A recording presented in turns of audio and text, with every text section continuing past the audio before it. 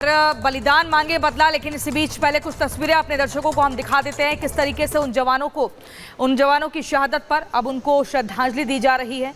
आपको बता दें, बीते दिन एक अधिकारी समेत 5 जवान जो हैं वो शहीद हुए हैं और जिसमें जो अधिकारी हैं उनका नाम ब्रिजेश थापा है, बाकी 4 जवान हैं। और इसी शहादत को लेकर देश गर्व भी महसूस कर रहा है। परिवार के लोगों का रो रो कर बुरा हाल है, लेकिन भाई दूसरी तरफ वो अपने बेटों की इस शहादत पर गौरवान्वित महसूस कर रहे हैं कि देश के लिए वो किस कदर शहीद हो गए। इस शहादत को भूला नहीं जाएगा। लेकिन दूसरी तरफ इंसाफ की मांग भी की जा रही है, बदले की मांग की जा रही है और स्ट्राइक से नीचे अब कुछ बात नहीं बनेगी, इस तरह का जिक्र भी हो रहा है।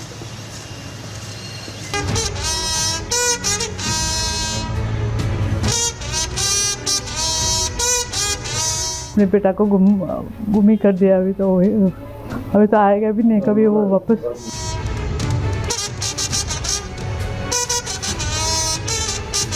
I feel proud that my son has done something for our nation. We will be missing him for the rest of our life. मातृभूमि के लिए सर्वस्व निछावर कर देना नसीब की बात होती है। देश की रक्षा में अपने प्राणों की आहुति देना हर किसी के बस की बात नहीं होती। दुश्मनों से लोहा लेते वक्त खुद का बलिदान देने वाले इन 4 जवानों पर पूरा देश इस वक्त फख्र कर रहा है। अपने बेटे पर गुरूर तो परिवार को भी होता है, लेकिन दिल की गहराइयों से ऐसा सदमा लगता है कि सुध बुध खो देता है। जैसे आज इन शहीदों के परिवार में मातम पसरा है।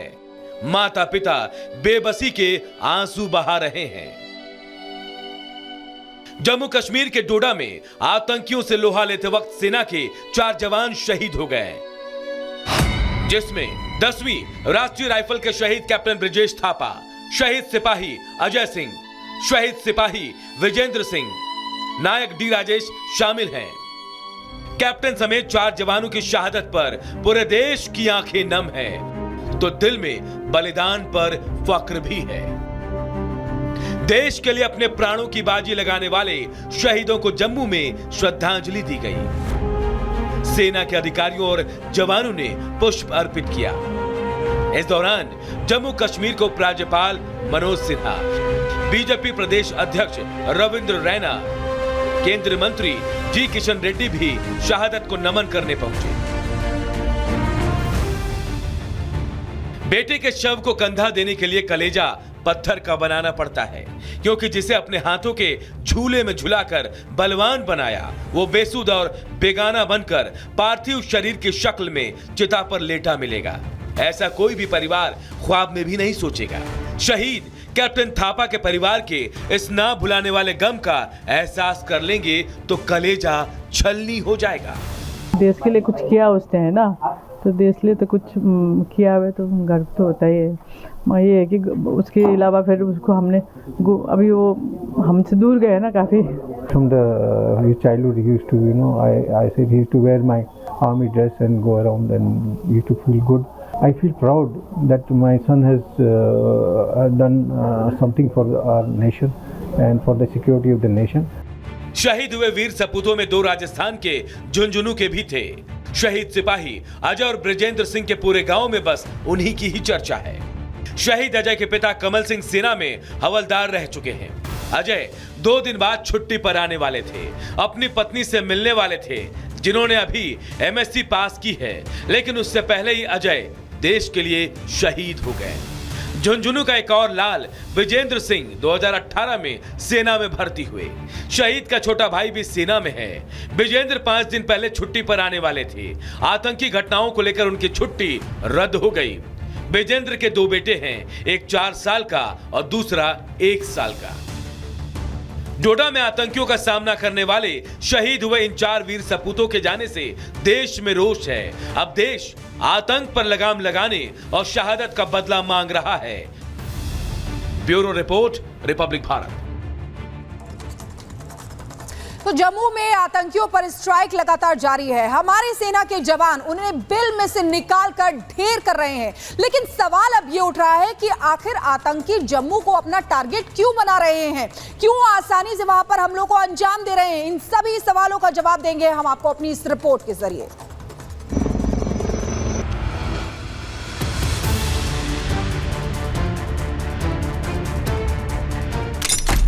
जम्मू, पुंछ 4 मई, राजौरी 7 जुलाई, रियासी 9 जून, उधमपुर 28 अप्रैल, डोडा पहला 11 जून, दूसरा 12 जून, तीसरा 26 जून, चौथा 9 जुलाई, पांचवा 15 जुलाई, कठुआ पहला 11 जून, दूसरा 8 जुलाई। 78 दिन में 11 हमले, यानी जम्मू में दहशत फैलाने की कोशिश, एक मैसेज देने की कोशिश, जिससे ऐसा लगे कि जम्मू कश्मीर में हालात सामान्य नहीं हैं। पाकिस्तानी आतंकी संगठनों ने आतंकियों से घुसपैठ करवाई, लेकिन ये आतंकी आते ही बड़े आतंकी हमलों में शामिल नहीं हुए और इन्होंने जम्मू की ऊपरी चोटियों पर अपना बेस बनाया। आम लोगों से मदद लेकर इन्होंने अपना ओवरग्राउंड वर्कर नेटवर्क तैयार किया। पाकिस्तान की कोशिश ये थी कि अंतर्राष्ट्रीय समुदाय पर दिखाया जाए कि जम्मू कश्मीर में सिर्फ कश्मीर घाटी ही नहीं आतंकवाद से ग्रस्त, बल्कि जम्मू में भी आतंक से माहौल खराब हो रहा है।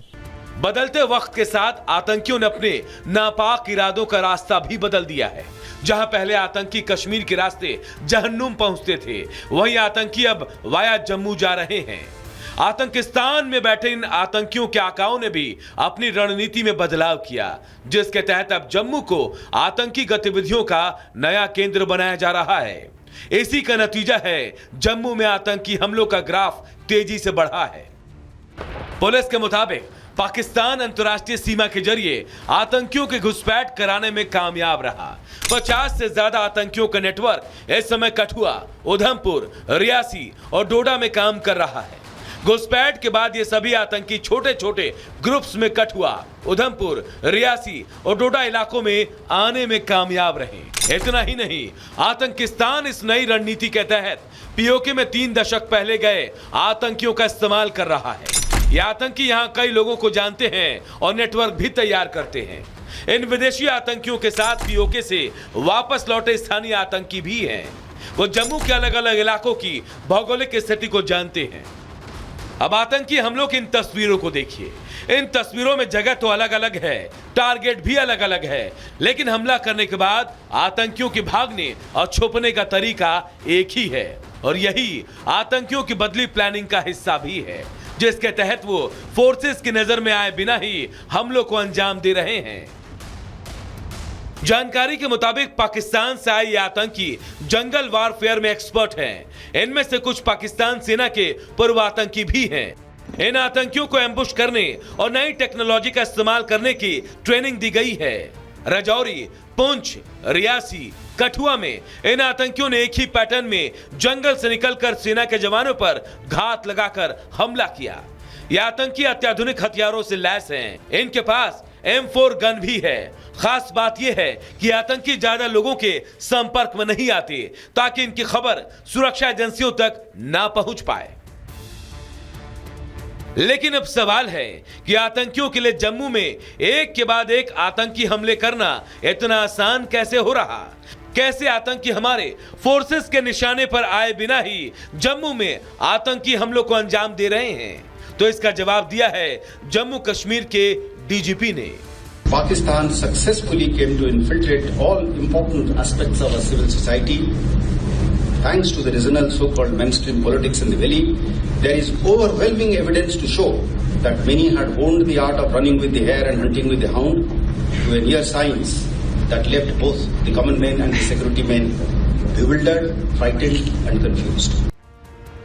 डीजीपी RR स्वयं ने यह साफ कर दिया कि कैसे आतंकियों के लिए आतंकी हमलों को अंजाम देना इतना आसान हो रहा है। कौन है वो लोग जो इन आतंकियों की मदद कर रहे हैं, और यह भी पता चल गया है कि किस मकसद से इन आतंकियों को जम्मू में पनाह दी जा रही है।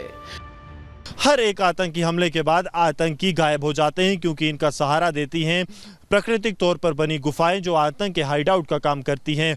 इसके साथ साथ आतंकियों ने पुराने आतंकी समर्थकों को भी रिएक्टिवेट किया है जो ओवरग्राउंड वर्कर्स का काम करते हैं, और जैसे ही आतंकी हमला होता है उसके बाद ये ओवरग्राउंड वर्कर्स इन्हें पूरी तरह से छुपा देते हैं ताकि सुरक्षा बल आतंकियों की लोकेशन तक ना पहुंच पाएं।